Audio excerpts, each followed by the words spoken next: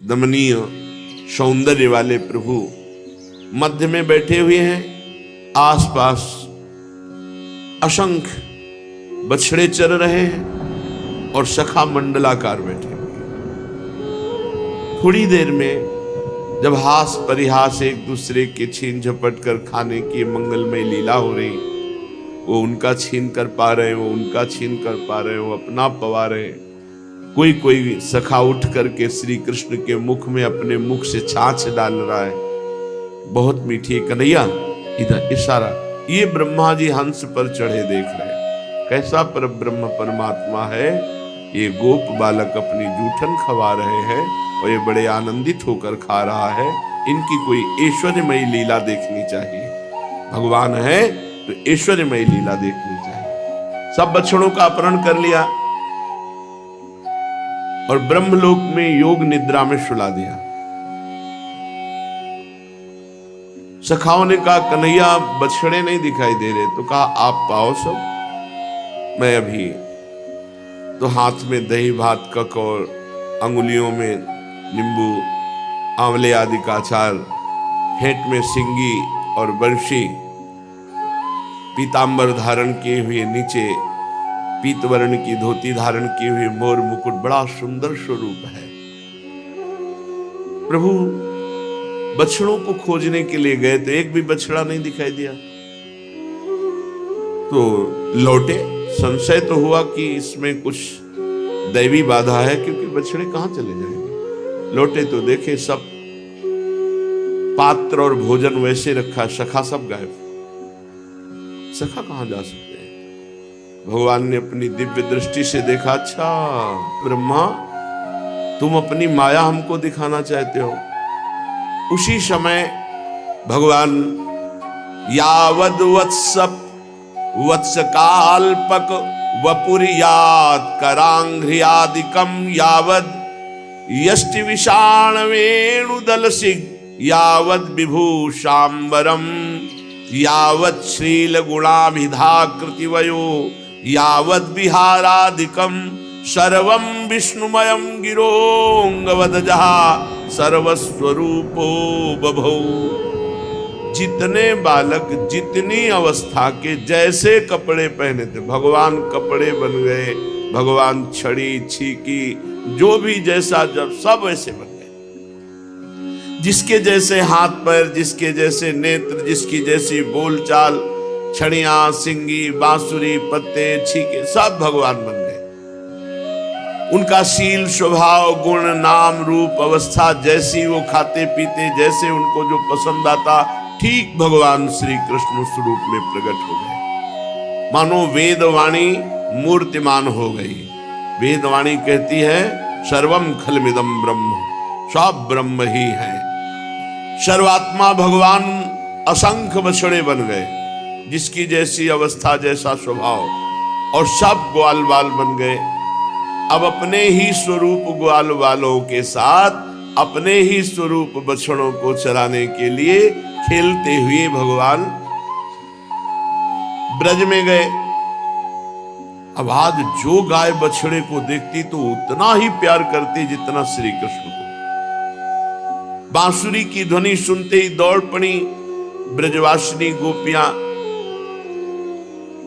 यद्यपि सब दौड़ती थी श्री कृष्ण रूप माधुरी का पान करने के लिए, पर आज आश्चर्य है, सब अपने अपने बालकों को वैसे ही प्यार कर रहे हैं। सब अपने अपने बाल, क्योंकि भगवान श्री कृष्ण ही आज ग्वाल बाल बने हुए हैं। सब उनको हृदय से लगा लेती है। वात्सल्य स्नेह से दुग्ध टपकने लगता है। परीक्षित, इस प्रकार प्रतिदिन संध्या समय भगवान श्री कृष्ण ग्वाल बालों के साथ अपने बछड़ों के स्वरूप में ब्रज में आना और प्रातः काल फिर गौएं चराने जाना। अब माताओं को जो सुख मिला, बड़े बड़े योगियों को सुख नहीं मिलता। वो सखा बने हुए सच्चिदानंद भगवान श्री कृष्ण को उपटन लगाती हैं, नहलाती हैं, चंदन का लेप करती हैं, अच्छे अच्छे वस्त्र और दोनों भौहों के बीच में ढीठ से बचाने के लिए काजल का ढिठोना लगा देती हैं, सुंदर सुंदर भोजन कराती हैं, बड़ा लाड़ प्यार करती। जो यशोदा मैया को सुख, वही हर गोपी को सुख मिल रहा है। ग्वालिनों के समान गौएं बड़े बड़े गोप चराने जाते थे। बछड़े प्रभु अपने उम्र के सखाओं के साथ चराने जाते। जब बछड़े आते तो हुंकार करके गौएं दौड़ पड़ती और बछड़ों को चाटती, क्योंकि श्री कृष्ण बछड़े बने हुए हैं। स्नेह की अधिकता से उनके दूध टपकने लगते, बछड़े पान करने लगते। हर गाय को वो सुख मिल रहा है जो यशोदा मैया को। भगवान अपने मुख से गौ का दुग्ध पी रहे हैं, बछड़ा बने हुए। किसी को ये पता नहीं कि गौओं का जो श्री कृष्ण के प्रति प्रेम था वो बछड़े के प्रति है। गोपियों का जो श्री कृष्ण के प्रति प्रेम है वो अपने पुत्रों के प्रति है। क्यों? क्योंकि स्वयं भगवान बने हुए हैं। अपने अपने बालकों के प्रति ब्रजवासियों का प्रेम प्रतिदिन बढ़ता गया। 1 वर्ष व्यतीत हो गए। श्री कृष्ण का जैसा प्रेम ब्रजवासियों में था वैसा ही बछड़े और ग्वाल वालों से है, क्योंकि सर्वात्मा भगवान स्वयं बछड़े बने हुए, स्वयं ग्वाल बाल बने हुए हैं। जब 1 वर्ष पूरा होने में 5-6 रातें शेष थी तो बलराम जी ने देखा ये क्या, समस्त ब्रजवासियों का प्रेम जैसा श्री कृष्ण के प्रति वैसा ही बछड़ों के प्रति और सखाओं के प्रति। गौएं गोवर्धन की चोटी में घास चल रही थी, जो ही पास देखा नीचे की बछड़े आ रहे, रभाती हुई वात्सल्य में भरी हुई दौड़ी। गोपों ने, बड़े बड़े गोपों ने उनके मार्ग को रोका, लेकिन वो नहीं रुक सके। हुंकार करती हुई, दूध बहाती हुई, गर्दनें सिकोड़ करके, पूंछ उठा करके भागती हुई बछड़ों के पास आई और चाटने लगी, दुग्ध पिलाने लगी। गोपों ने उन्हें रोकने की चेष्टा की, पर एक उनकी ना चली। उनको बड़ा आश्चर्य हुआ कि ऐसा कभी नहीं हुआ, गायें हमारी आवाज पर रुक जाती थी, आज रोकने की चेष्टा की नहीं रुकी। अब बछड़ों में तो वो आसक्त हो गई गाय, और जब ब्रजवासी बूढ़े गोपों ने देखा बालकों को तो वैसे ही आसक्ति उनकी, वो उनको गले लगाकर ऐसा लग रहा है जैसे बहुत दिनों से मिले नहीं। कोई गोद में उठा रहा है अपने बालक को, मस्तक सूंघ रहा है, कोई हृदय से लगा रहा है, सब आनंद विह्वल। बलराम जी ये देखकर आश्चर्यचकित हो गए, क्या रहस्य है? ब्रजवासी गोप गौएं ग्वालिनों का इनकी संतान पर, जिन्होंने दूध पीना छोड़ दिया, ऐसे बालकों पर भी इतना वात्सल्य? कैसी विचित्र बात है। सर्वात्मा भगवान श्री कृष्ण में जैसा ब्रजवासियों का प्रेम है, वैसा बछड़ा और सखाओं के प्रति भी। ये क्या है? किसी की माया है क्या?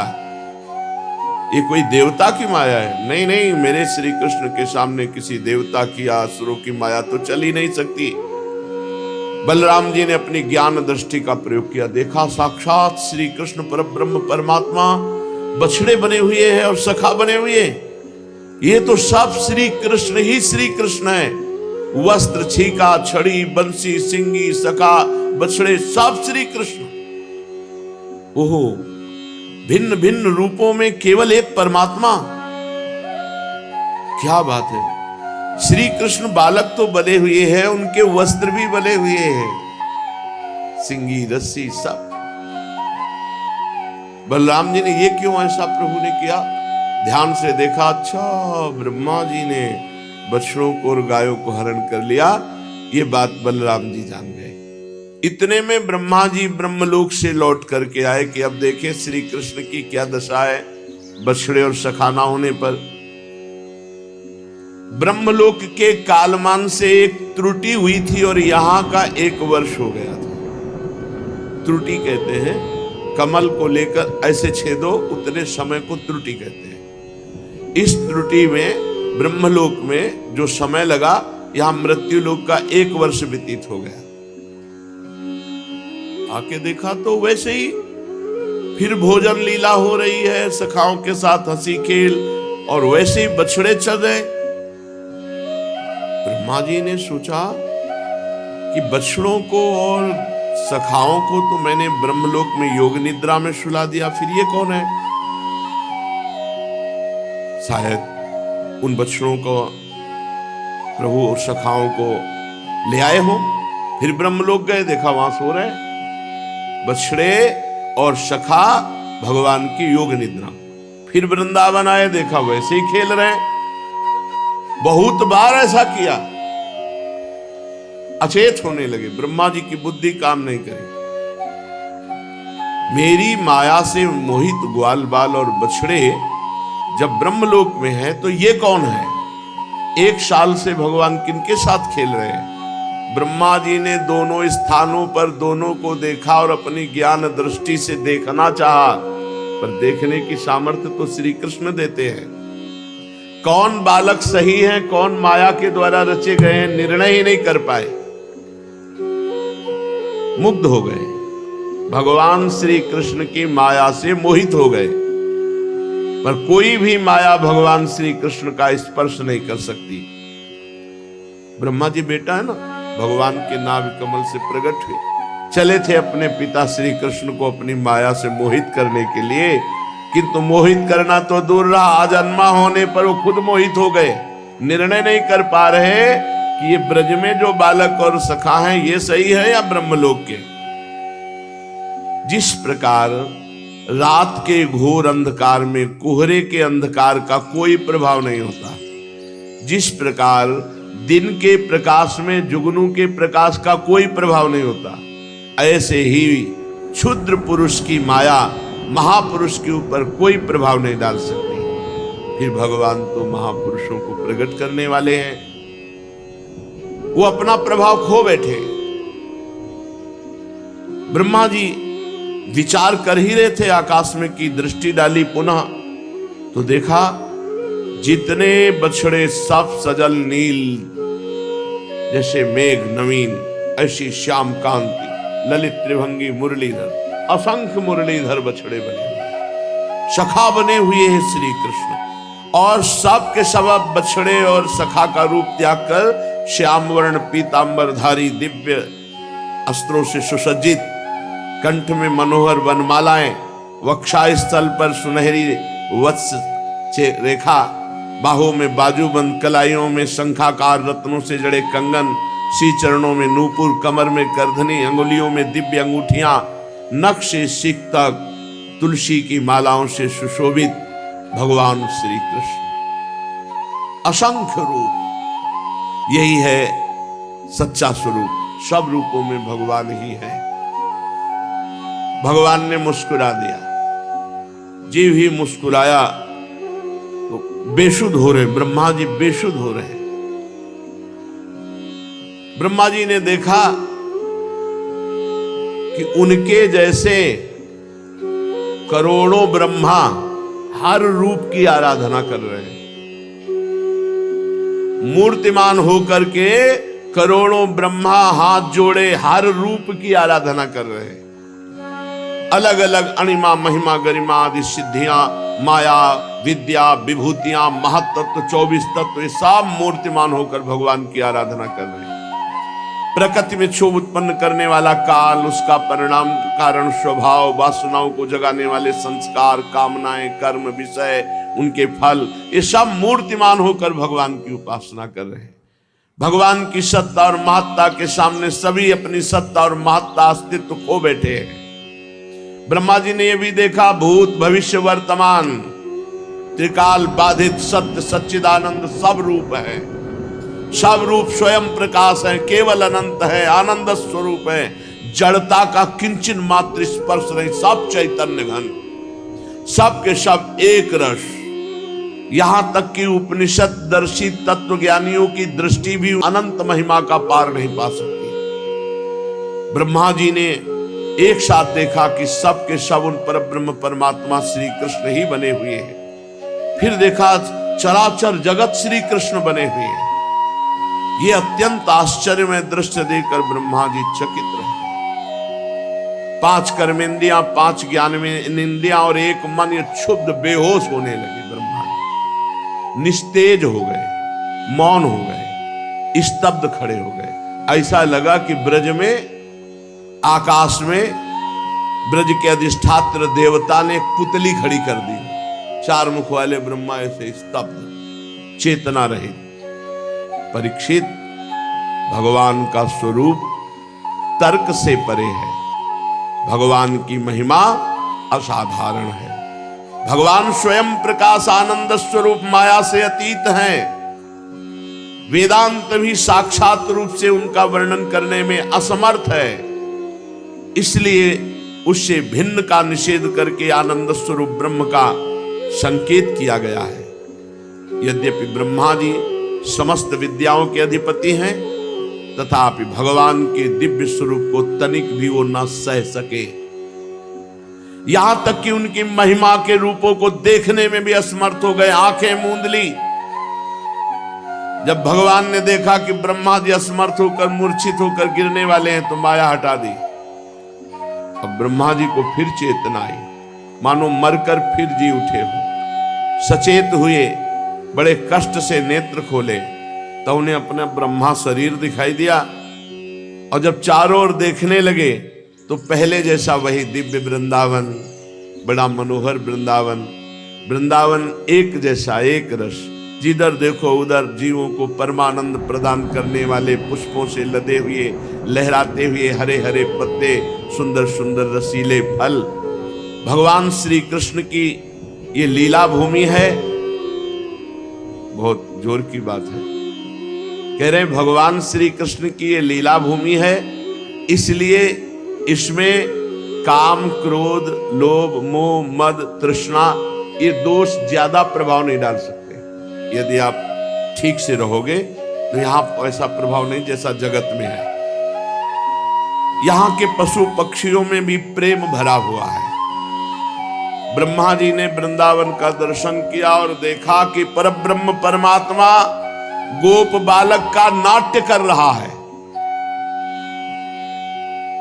एक होने पर भी वो सखाओं के साथ खेल रहा है, अनंत होने पर भी इधर उधर घूम रहा है, ज्ञान अगाध अबाध होने पर भी वो बछड़ों और सखाओं को खोज रहा है। जैसा 1 वर्ष पहले देखा था हाथ में दही भात का कौर, वैसे ही भगवान को देखा। ब्रह्मा जी हंस से भूमि पर आए और भूमि पर कूद पड़े और तेजोमय अपने चारों मस्तकों को भगवान श्री कृष्ण के चरणों में गिर पड़े। भगवान के चरण कमलों का स्पर्श किया, नमस्कार किया। आनंद से अश्रु प्रवाह होने लगा। भगवान श्री कृष्ण की देखी हुई महिमा का बार बार स्मरण करते हुए बार बार खड़े होते और बार बार चरणों में गिर पड़ते। बहुत देर तक भगवान के चरणों में पड़े रहे। फिर धीरे धीरे उठे, नेत्रों से आंसू पोछे और मुक्तिदाता भगवान श्री कृष्ण के सामने कांपते हुए अंजलि बांधकर बड़ी नम्रता, एकाग्रता, गदगद वाणी से भगवान की स्तुति करने लगे। नौमीड्यते भ्रवपुषे तडिदम्बराय गुंजावतंस परिपीच्छल सन्मुखाय वन्यस्रजे कवलवेत्र विषाण वेणु लक्ष्मश्रिये मृदुपदे पशुपांगजाय अस्यापि देव वपुषो मदनुग्रहस्य स्वेच्छामयस्य न तु भूतमयस्य कोपि नेशे महित्ववसितुं मनसान्तरेण साक्षात् तवैव किमुतात्म सुखानुभूते। ब्रह्मा जी चरणों में लौटकर हाथ जोड़कर गदगद वाणी से कांप रहे हैं। ब्रह्मा जी कृतांजलि प्रशयवान समाहिता शवे पथुर गदगद यईल तेलया। कंपायमान होकर हाथ ब्रह्मा कांप रहे। हे प्रभु, एकमात्र आप ही स्तुति करने योग्य हो। मैं आपके सांवले चरणों में बार बार नमस्कार करता हूं। आपका ये श्रीअंग जो वर्षाकालीन मेघ के समान श्यामल है, इस पर स्थिर बिजली के समान झिलमिल झिलमिल करता हुआ पीतांबर शोभा पा रहा है। आपके गले में ब्रज की घुंघची की माला। प्रभु को वृंदावन ब्रज के पुष्प बहुत पसंद है। पसंद की चीज अगर अर्पित करो तो बहुत अच्छा है। उतना प्रभु बाहर के पुष्पों से प्रसन्न नहीं होते जितना वृंदावन के गुंजावतंस परिपिच्छल सन्मुखाय।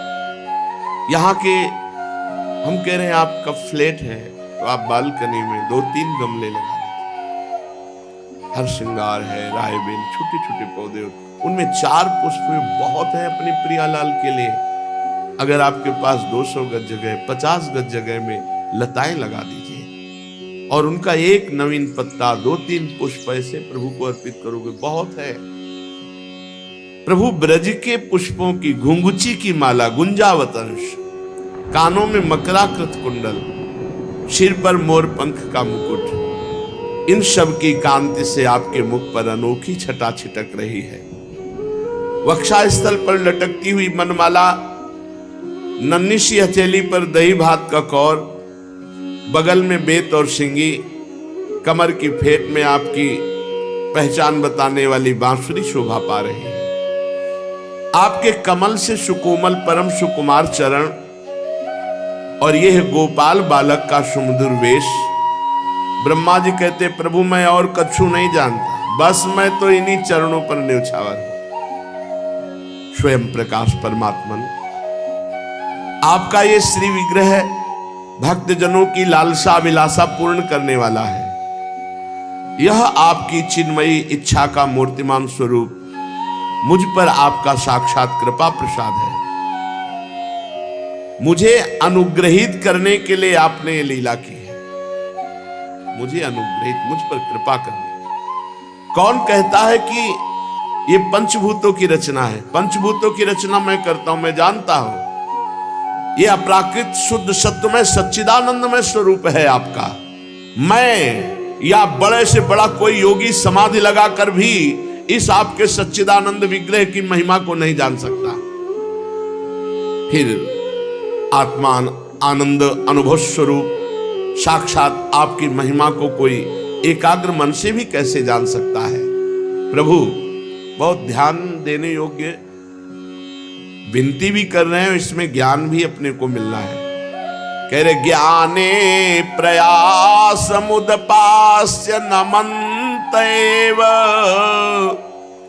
जीवन्ति सन्मुखरितां भवदीय वार्तां स्थाने स्थिताः श्रुतिगतां तनुवां मनोभिर् ये प्रायसो अजित जितोप्यसित तैस्त्रिलोक्यां।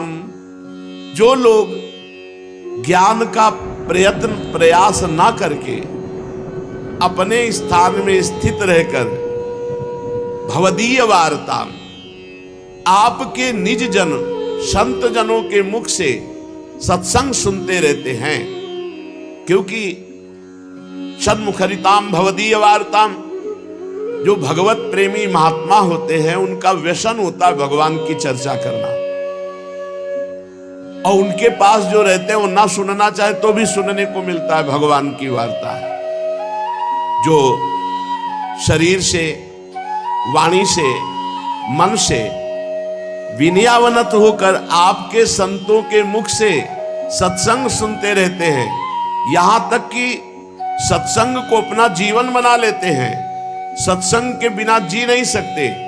प्रभु यद्यपि आप पर त्रिलोकी में कोई कभी विजय नहीं प्राप्त कर सकता, फिर भी वे आप पर विजय प्राप्त कर लेते हैं। आप उनके प्रेम के अधीन हो जाते हैं जो आपके भगवत प्रेमी महात्माओं के मुख से आपका यश सुनते रहते हैं। कैसे? शरीर से, वाणी से और मन से विनयावनत, दैन्य होकर।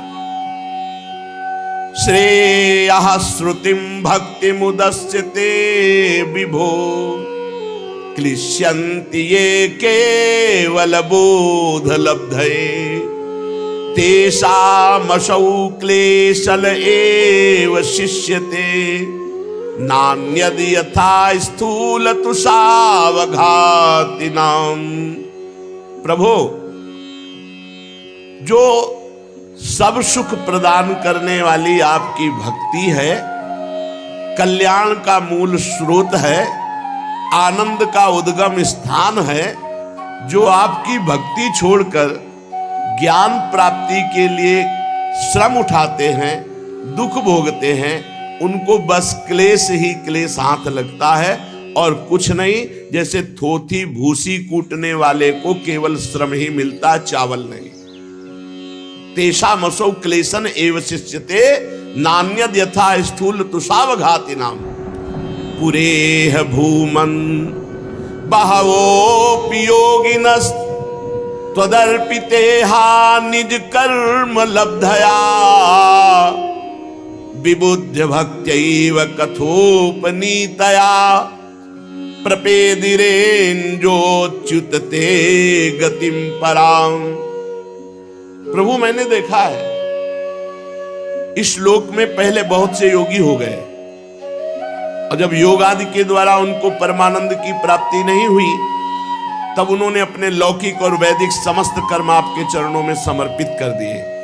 उन समर्पित कर्मों से और आपकी लीला कथा सुनने से, आपका नाम जप करने से आपकी उनके हृदय में भक्ति जागृत हो गई, और जे ही भक्ति जागृत हुई तो आपके स्वरूप का ज्ञान हो गया, परमानंद की प्राप्ति हो गई, परम पद की प्राप्ति कर ली। प्रभु सगुण और निर्गुण दोनों आपके ही स्वरूप हैं। निर्गुण स्वरूप की महिमा इंद्रियों का प्रत्याहार करके शुद्धांतःकरण से जानी जा सकती है। विशेष आकार के परित्याग पूर्वक आत्माकार अंतःकरण का साक्षात्कार किया जा सकता है। यह आत्माकारता घटपटादि रूप के समान ज्ञेय नहीं, प्रत्युत आवरण का भंग मात्र है। यह साक्षात्कार है, ब्रह्म है। मैं ब्रह्म को जानता हूं इस प्रकार नहीं, किंतु स्वयं ब्रह्म है, निर्गुण निराकार। परंतु भगवान, जिन समर्थ पुरुषों ने अनेक जन्मों तक परिश्रम करके चाहे पृथ्वी के एक एक परमाणु को, आकाश से गिरे हुए एक एक ओस की बूंदों को, चमकने वाले नक्षत्र तारागणों को गिन डाले, ऐसा कर सकता है कोई, पर ऐसा आपके इस सगुण रूप की महिमा का पार नहीं पा सकता। प्रभु आप केवल संसार के परम कल्याण के लिए अवतीर्ण हुए हैं। शो भगवान, आपकी महिमा का ज्ञान तो बड़ा ही कठिन है। ये श्लोक जो अगला है, यही जीवन है, यही जीवन। एक संत भगवान, नाम स्मरण नहीं आ रहा, वो कैंसर से भयानक पीड़ित, रामकृष्ण मिशन में भयानक पीड़ा, जब दर्शन करने गए, बस हृदय में नाम है, जबान पे नहीं आ रहा, तो उन्होंने उनसे पूछा, महाराज जी बहुत कष्ट, ऐसे जांघें हो गई थी, पेट ऐसा हो गया था, पेट में कैंसर था, अपार पीड़ा, एकदम पीत वर्ण, पीले शरीर, मतलब बस जाने ही वाले थे, थोड़ी ही समय में चले गए थे। भागवत निवास में उनका शरीर पूरा हुआ था। उन्होंने इस श्लोक से उस अवस्था में तत्तेनुकंपाम सुस्मीक्षमाणो भुंजान एवात्मकृतं विपाकम हृद्वाग वपुर्भिर्विदधन् नमस्ते जीवेत यो मुक्ति पदे सदाय भाग। ये भक्त की महिमा होती है।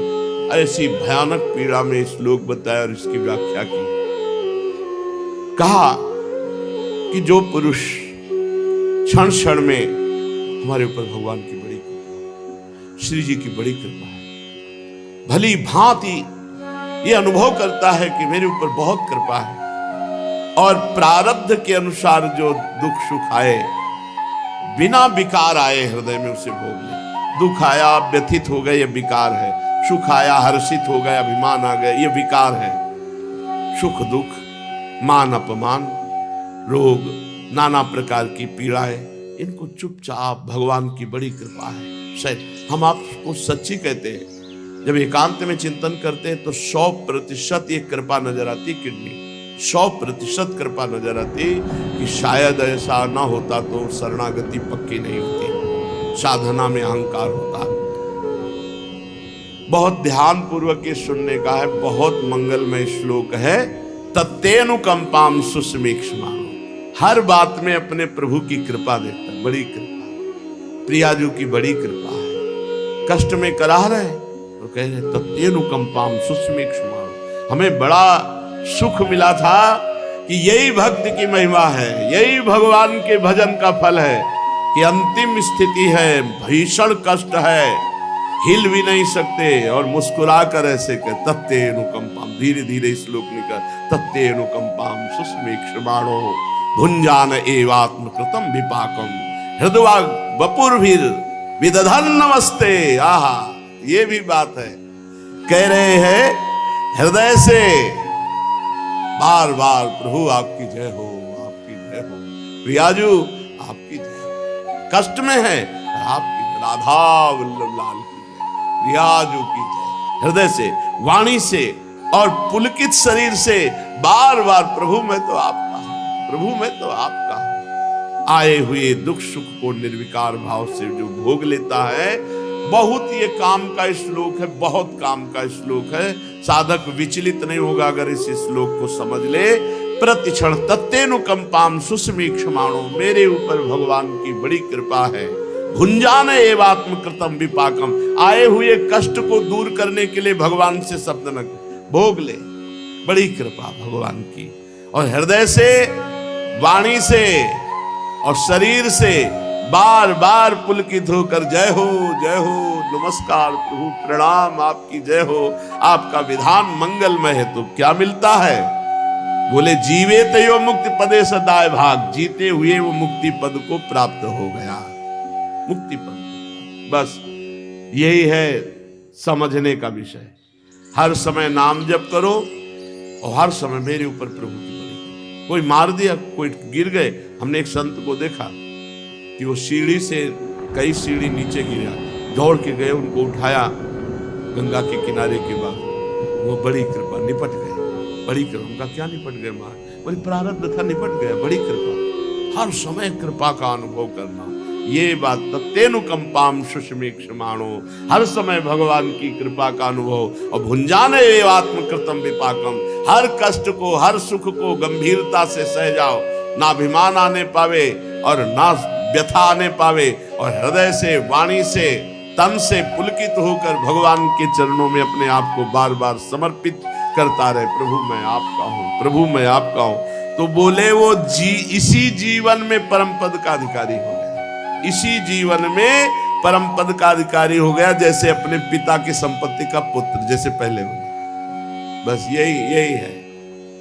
ये जो आप देखते हैं कि बड़े बड़े संत जन अपने शरीर के कष्ट को मिटा नहीं सकते, तो आप कहते हो कि राधा राधा जपो सब कष्ट मिट जाएगा। आप तो राधा राधा जपते हैं, आपका कष्ट क्यों नहीं मिटा?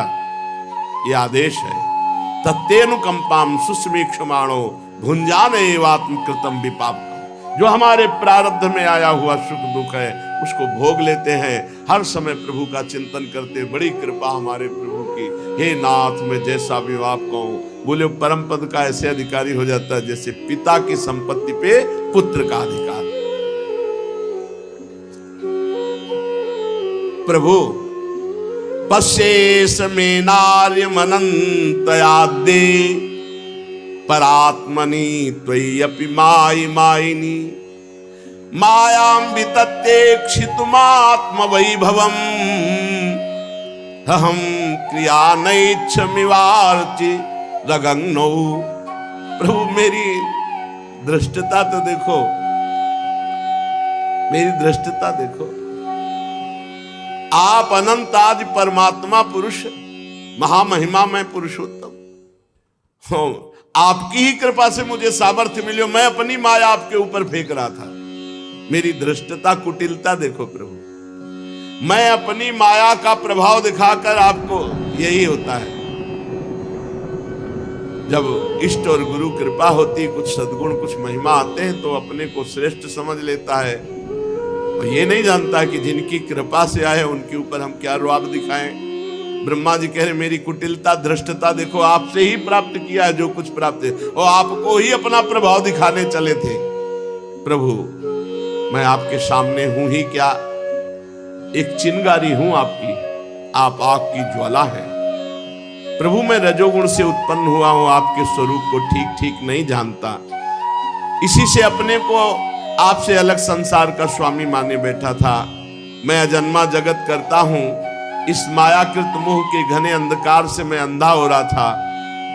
आपने तो कृपा की कि मेरे अधीन मेरा जन है, इस पर अहंकार नहीं होना चाहिए, इसलिए आपने हम पर कृपा की, मेरा अपराध क्षमा कीजिए। स्वामी प्रकृति महातत्व अहंकार आकाश वायु अग्नि जल और पृथ्वी, ये अष्टधा प्रकृति है, ये 8 आवरणों से घिरा हुआ ब्रह्मांड मेरा शरीर है और आपके एक एक रोम के छिद्र में ऐसे अगणित ब्रह्मांड उसी प्रकार उड़ते रहते हैं जैसे झरोखे में देखो सूर्य की किरणों में त्रिसरेणु दिखाई देता है, छोटे छोटे परमाणु होते हैं। प्रभु कहां मैं अत्यंत क्षुद्र और कहां आप अनंत महिमा।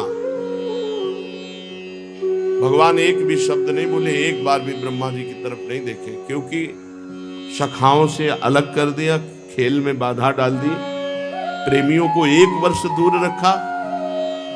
हे वृत्तियों की पकड़ में न आने वाले परमात्मन, मेरे अपराधों को क्षमा करो।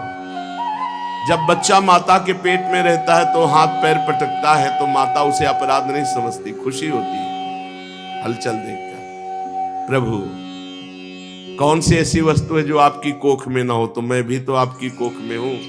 मेरा ये सब करना आप ऐसा विश्वास है कि अपराध नहीं मानेंगे। श्रुतियां कहती हैं कि जिस समय तीनों लोकों का प्रलयकालीन जल में लय हो जाता है, उस समय आप श्री हरि के ही उदर में सब वास करते हैं और आपकी ही नाभि कमल से मेरा जन्म होता है। ये श्रुतियों का कहना असत्य नहीं हो सकता। तब बताइए प्रभु मैं आपका पुत्र हुआ कि नहीं। प्रभु आप समस्त जीवों की आत्मा हैं, इसलिए आप नारायण, नार जीव अयन, आप समस्त जगत के जीवों के अधीश्वर, इसलिए आप नारायण। आप समस्त लोकों के साक्षी हैं, इसलिए नारायण। नर से उत्पन्न होने वाले जल में निवास करने के कारण जिन्हें नारायण कहा जाता है, वो नारायण आपके एक अंश हैं। भगवान यदि आपका वो विराट स्वरूप सचमुच जल में था, तो मैं 100 दिव्य वर्ष तक कमल नाल पकड़कर उतरता रहा, मुझे क्यों नहीं मिला। और जब तपस्या की तो मेरे हृदय में ही प्रकाशित हो गया और फिर पुनः अंतर ध्यान हो गया, पुनः दर्शन में नहीं आया। माया का नाश करने वाले प्रभु, दूर की बात कौन करे, अभी इसी अवतार में आपने बाहर दिखने वाले जगत को अपने में दिखा दिया।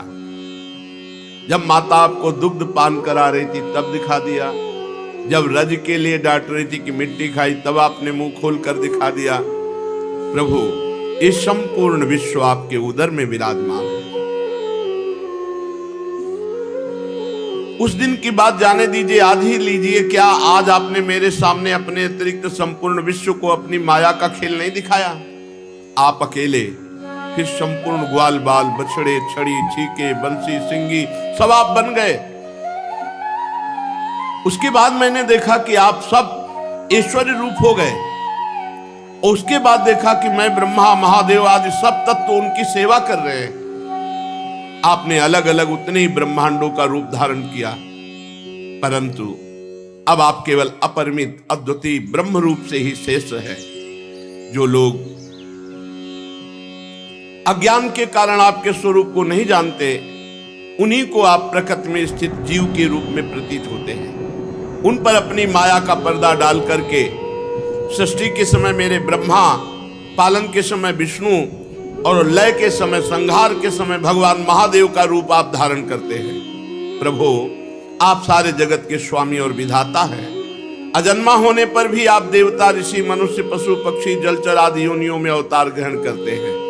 इसलिए कि इन रूपों के द्वारा दुष्ट पुरुषों का घमंड तोड़ दे और संत पुरुषों पर कृपा करें। आप अनंत परमात्मा और योगेश्वर हैं। जिस समय आप अपनी योग माया का विस्तार करें, उस समय त्रिलोकी में कौन ऐसा ज्ञानी है जो जान सके कि आप कब, कहां, किस लिए क्या करना चाहते हैं। इसलिए नाथ, ये संपूर्ण जगत जो दिख रहा है ये ऐसा नहीं है, यह सत्य है। आप ही आप सत्य हैं। आप परमानंद स्वरूप, परम ज्ञान स्वरूप, अनंत हैं। ये माया की आकृतियां सत्य नहीं है, इनमें जो विराजमान परमात्मा है वो सत्य है। प्रभु आप एकमात्र सत्य हैं, क्योंकि आप सबकी आत्मा हैं। आप पुराण पुरुष होने के कारण समस्त जन्मादि विकारों से रहित हैं। आप स्वयं प्रकाश हैं। देश काल वस्तु ये सब पर प्रकाश है। आप स्वयं प्रकाश हैं, इनके प्रकाशक हैं। आप अविनाशी नित्य कारण हैं। आपका आनंद अखंडित है।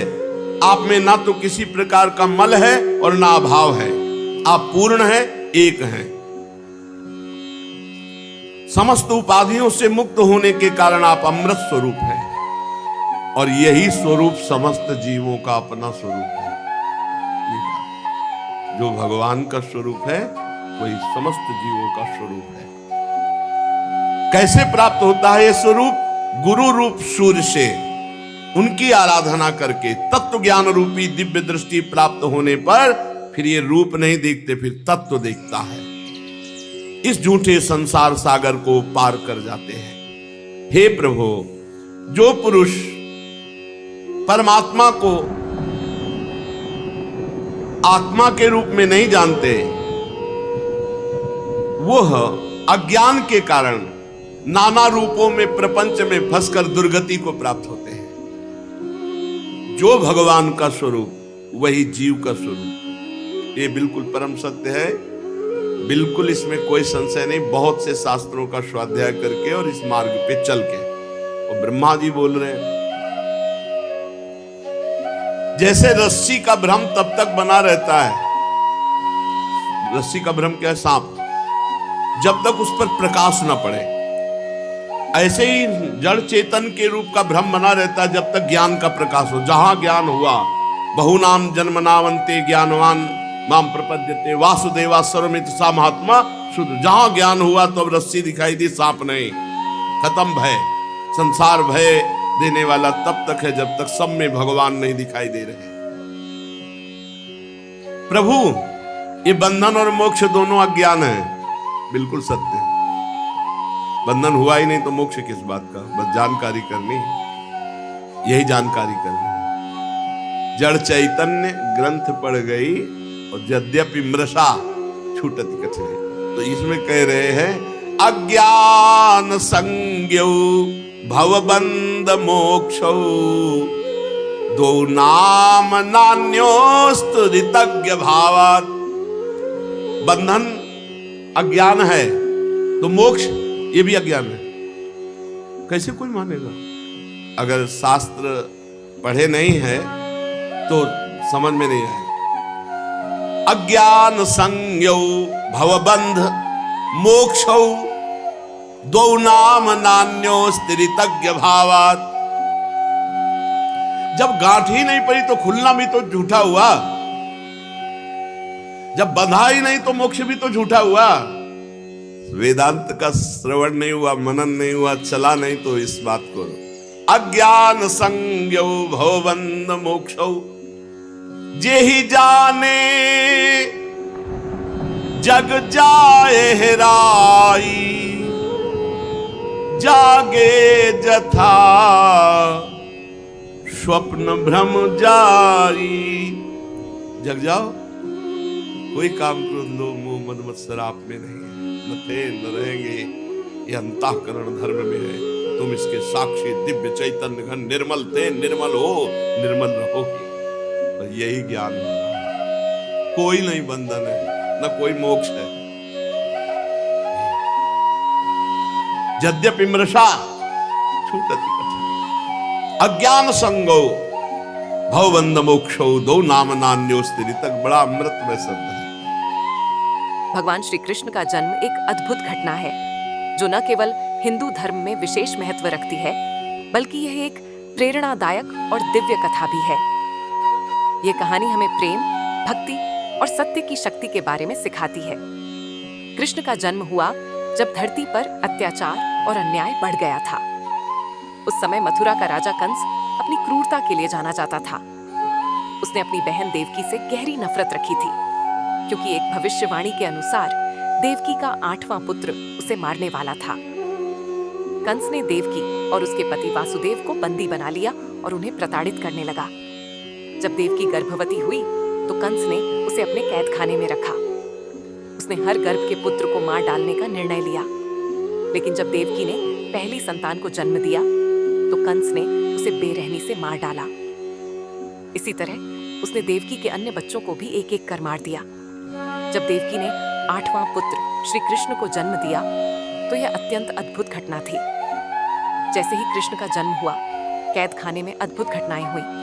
चारों ओर प्रकाश फैल गया और सभी बंधन टूट गए। वासुदेव ने अपने पुत्र को गोद में उठाया और उसे सुरक्षित स्थान पर ले जाने का निर्णय लिया।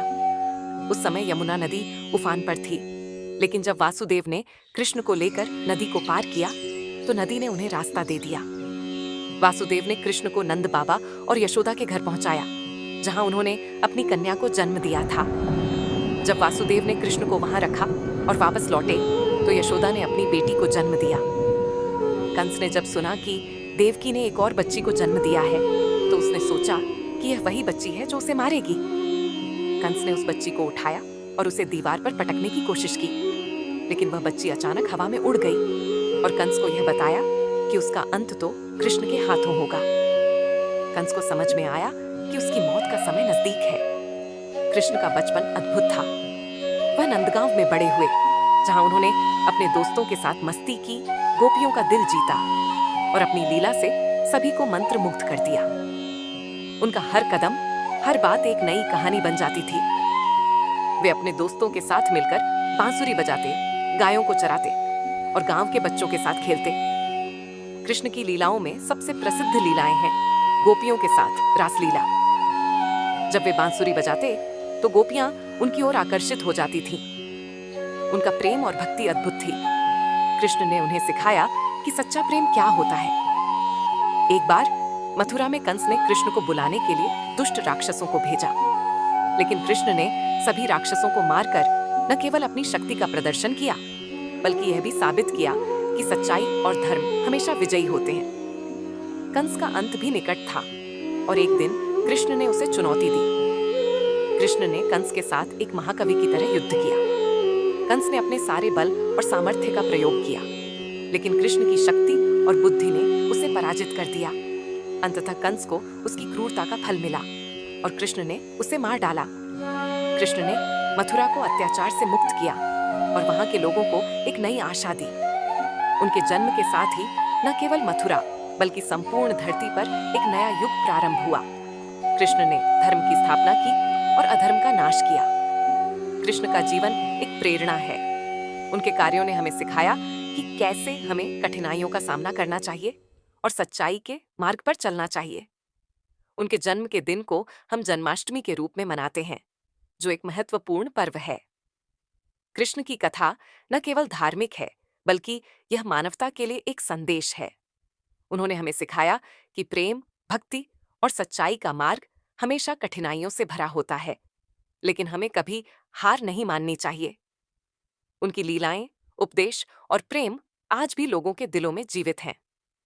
इस प्रकार भगवान श्री कृष्ण का जन्म केवल एक घटना नहीं, बल्कि एक अनंत कथा है जो हर पीढ़ी को प्रेरित करती है। उनके जीवन से हमें यह सीखने को मिलता है कि प्रेम और भक्ति से बड़ी कोई शक्ति नहीं है। कृष्ण का जीवन अद्भुत लीलाओं से भरा हुआ है और उनका संदेश सदैव हमारे साथ रहेगा। इस प्रकार कृष्ण का जन्म एक दिव्य घटना है जो न केवल उनके अनुयायियों के लिए बल्कि संपूर्ण मानवता के लिए एक प्रेरणा का स्रोत है। उनकी कथा हमें यह विश्वास दिलाती है कि सच्चाई और न्याय का मार्ग हमेशा प्रशस्त होता है।